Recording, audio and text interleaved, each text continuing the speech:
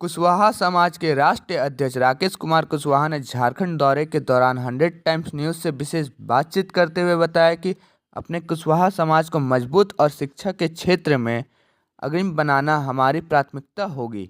वहीं दूसरी श्री कुशवाहा ने झारखंड की राजनीति पर चिंता जताते हुए कहा कि अलग राज्य बनाना उद्देश्य अधूरा है, यहाँ पर अभी तक समुचित विकास नहीं हो पाया है। आप देख रहे हैं 100 टाइम्स न्यूज़। वंचित नजर आते हैं, इस पर सर आपका क्या कहना है?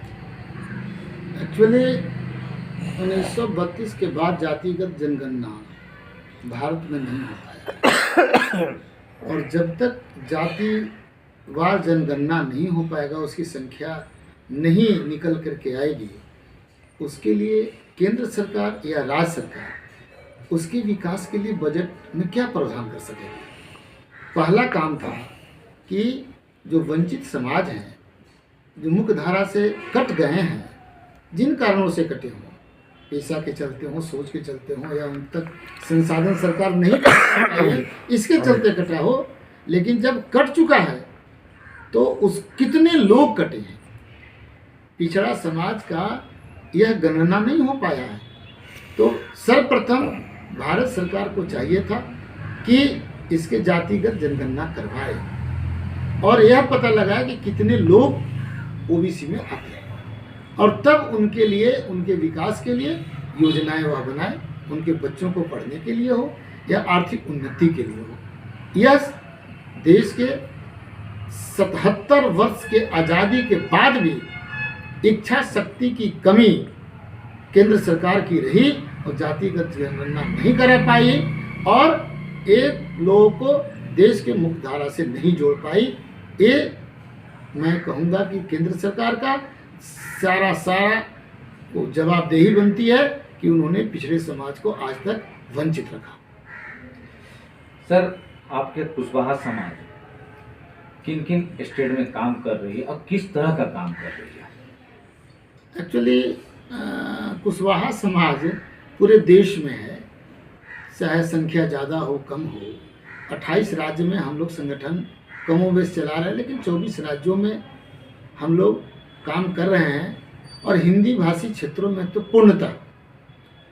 परंतु कुशवाहा समाज 70 जातियों को मिलकर बना है। असम में कलिता समाज, तमिलनाडु में अग्निकुला छत्री, छत्तीसगढ़ में मरार समाज, राजस्थान में सैनी माली समाज, महाराष्ट्र में माली समाज, जम्मू कश्मीर और हरियाणा में माली समाज, सैनी समाज।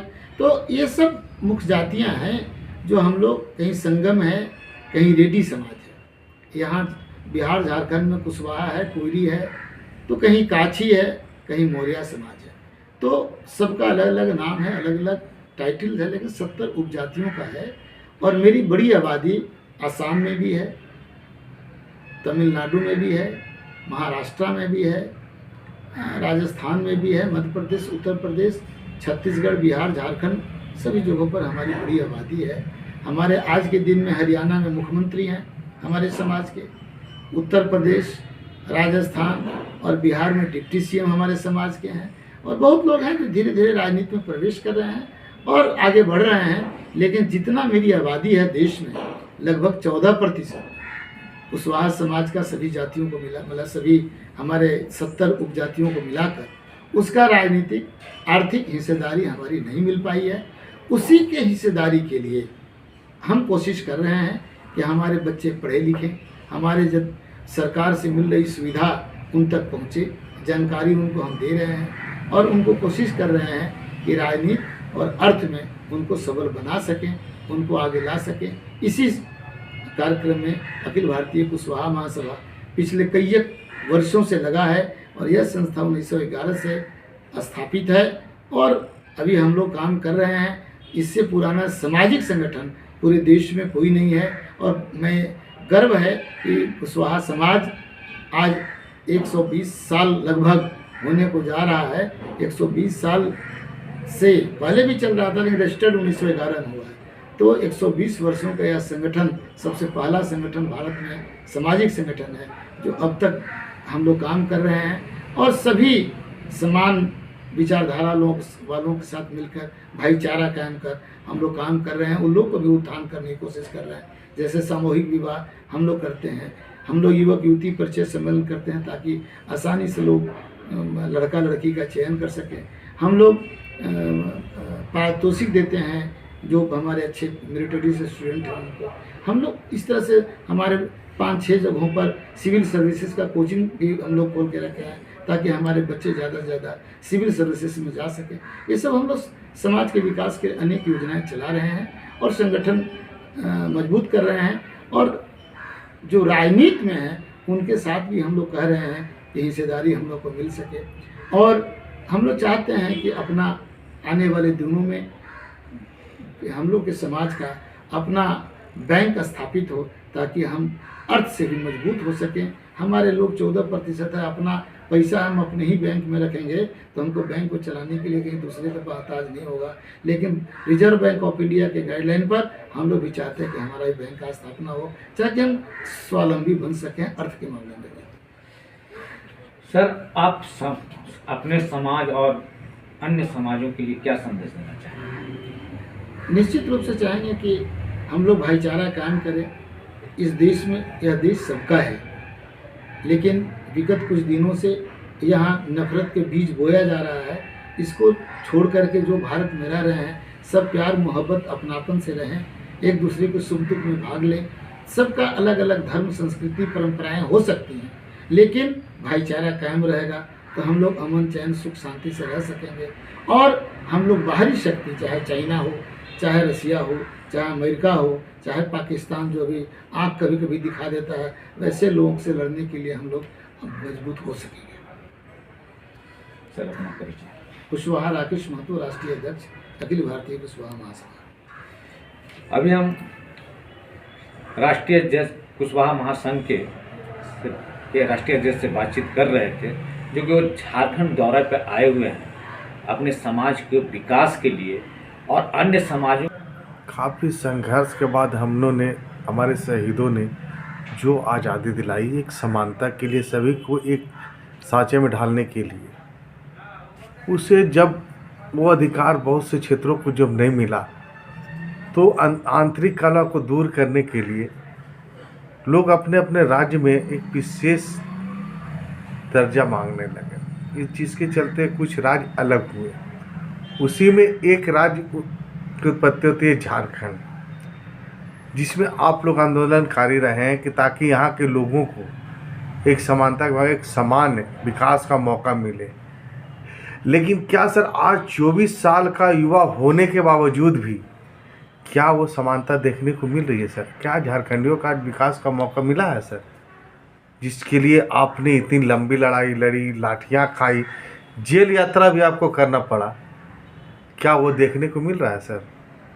नहीं, मैं जानता हूँ कि यह नहीं हो पाया है, और सिर्फ इसलिए नहीं हो पाया कि गलत दिशा में राज्य को ले जाया गया है। यहाँ उद्योग आधारित राज्य बनाने की कोशिश हो रही है, और जो भी उद्योग यहाँ खुला उसमें बाहर से लोगों को लाकर भर दिया गया।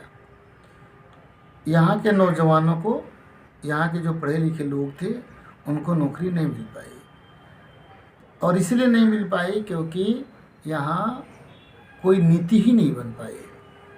अगर नीतिगत तरीके से यहाँ ज़मीन ली गई होती तो जो भी विस्थापित हो रहे थे उनको नौकरी मिलती। या जिस तरह से जो कानून बना झारखंड राज्य में शुरू में ही, शायद आपको याद होगा कि पंचायत चुनाव में लगभग आधा राज्य रिजर्व में आता है और आधा राज्य जनरल में आता है ट्राइबल के लिए। यही गलती हो गई। जब पंचायत चुनाव में जिस पंचायत क्षेत्र में एक भी ट्राइबल नहीं है, वो भी रिजर्व कर दिया गया और इस पर आंदोलन भी हुआ। तो ये गलतियां शुरू से ही होती चली गई हैं। अलग राज्य होने के बाद जिस तरह से बाबूलाल मरांडी जी वह मुख्यमंत्री बने और जिस तरह से उन्होंने काम किया, वो सही रचना उन्होंने नहीं किया, स्ट्रक्चर ही गड़बड़ हो गया। अगर उस समय यहाँ के अनुरूप कानून बनता, चाहे वह उद्योग का हो, एग्रीकल्चर का हो, एजुकेशन का हो, या डिस्प्लेसमेंट का हो, जमीन भू अधिग्रहण का हो, ये सब कानून अगर बनता तो मैं समझता हूँ कि इसको रोजगारों की इतना परेशानी नहीं होती। मैं एक साधारण सा बात कहना चाहूँगा कि जब राज्य अलग उस समय झारखंड में 24 लाख मेट्रिक टन खाद्यान्न की उत्पादन हुआ करता था और हम आयात करते थे लगभग, मतलब टोटल खर्च होता था 54 लाख, उत्पादन हम करते थे 24 लाख, 30 लाख मेट्रिक टन हम बाहर से आयात करते थे। आज स्थिति वही है, हम 25 लाख मेट्रिक टन उत्पादन कर रहे हैं और हम खा रहे हैं 60 लाख मेट्रिक टन। बढ़ गया, क्योंकि लोग आकर के बढ़ गए, ऐसी संख्या भी बढ़ी है, तो हम उत्पादन का रेशियो भी बढ़ाना चाहिए था। मैं पूरे राज्य में घूम करके देखा हूँ, झारखंड में एक भी ऐसा खेत नहीं है जिससे आप 3 बार फसल का उत्पादन ले सकें। आज भी हमारे किसान बारिश पर निर्भर है। यहाँ लिफ्ट इरिगेशन को बढ़ावा देकर सिंचाई की व्यवस्था करनी चाहिए, लेकिन पैसा का बंदरबांट करने के लिए नहर का व्यवस्था किया गया। जब झारखंड में ज़मीन ही ऊंची नीची है तो अब नहर के यहाँ कम सेट ही नहीं चलेगा, यहाँ तो लिफ्ट इरिगेशन चलेगा। इसको ही लोग जो यहाँ आयोग उसका बना हुआ है, एक हमको लगता है कि चेयरमैन उसका है नालको का, वो डिफंग है, बैठ गया है, कोई काम नहीं कर रहा है। तो झारखंड में जो ज़रूरत है उसको कर ही नहीं रहा है। कोई भी ऐसा नदी नहीं है जिसको पानी रोक कर यहाँ पानी का लेयर को ऊंचा कर सके। पूरे राज्य का पानी का लेयर 700-800 फीट होता चला गया, लेकिन पानी को जब तक नदियों को बांधेंगे नहीं, पानी का लेयर ऊंचा होगा नहीं, किसान सिंचाई करेगा कैसे? और उसके लिए सरकार व्यवस्था नहीं कर रही है। बारिश हुई तो यहाँ धान होगा, गेहूँ होगा, बारिश नहीं हुई तो अकाल। सरकार को इस पर ध्यान देना चाहिए सर। तो नहीं, उस पर मैं आ रहा हूँ। मेरा इतना ही कहना है कि झारखंड में जिस तरह से सरकार आई 24 वर्षों में, मैं कांग्रेस, जेएमएम, बीजेपी, आईएसयू सब की बात करता हूँ, कमोबेश सभी लोग सत्ता में रहे हैं, लेकिन किसी ने भी नौजवानों को दुख को नहीं सोचा, किसी नौजवानों को आंखों का आंसू नहीं पोंछा, महिलाओं के बेरोजगार हाथों को काम नहीं दिया, बल्कि भिखमंगा बना दिया। कहीं चावल दे रहा है तो कहीं रुपया दे रहा है, और श्रम को कोढ़ी बना रहा है, लाचार बना रहा है। तो ऐसे देश जहाँ भिखमंगा अगर देश बनाओगे तो देश की उत्पत्ति कहाँ से होगा, श्रम शक्ति पैदा कहाँ से होगा, आप स्किल्ड कहाँ से डेवलप करोगे? आप तो बर्बाद कर रहे हो देश को, भ्रूण हत्या कर रहा है। आप उसको पढ़ाओ, 1000, 2500, 5000 के जगह पर उसको काम के बदले में 10,000 रुपया दो, काम के बदले में उसको 100 किलो अनाज दो, लेकिन काम करे तब दो। बैठा करके देने की आदत और जो फ्री में देने की आदत कर रहा है, ये वोट के लिए देश को नुकसान पहुंचा रहा है। मैं ऐसे नेताओं को जो चावल गेहूं पैसा दे रहा है, मेरे विचार से ये लोग भयंकर गलती कर रहा है, लोकतंत्र की हत्या कर रहा है, श्रम शक्ति को हत्या कर रहा है, स्किल्ड की हत्या कर रहा है। इसको अविलंब बंद करके इन लोगों को स्किल्ड करके रोजगार देना चाहिए और उसके बदले में पैसा देना चाहिए। सर एक छोटा सा सवाल है सर। एक तरफ कहते हैं हमारे पास उद्योग लगाने के लिए, रोजगार के लिए अभी पैसे की कमी है क्योंकि मैं नया झारखंड हूँ। दूसरी तरफ ये 2400, 2100, 1100 हर तरह से दे रहे हैं, 7 किलो अनाज देने की घोषणा करते, तो ये पैसा कहाँ से आ रही है सर? जबकि महंगाई पर कोई कंट्रोल ही नहीं हो पा रहा, तो ये 2400 नहीं, इसमें मेरे समझ से 20% झारखंड सरकार और 80% केंद्र सरकार दोषी है। इसमें ऐसा है कि महंगाई तो नेशनल है, इसमें झारखंड सरकार कंट्रोल नहीं कर सकती है। लेकिन अभी मैं एक बात बता रहा हूँ, आलू पश्चिम बंगाल आना बंद करवा दिया। इसके चलते झारखंड में आलू का कीमत बढ़ गया। तो अपने अपने राज्य में अगर इस तरह से कंट्रोल करेंगे तो बड़ा दिक्कत है। ममता जी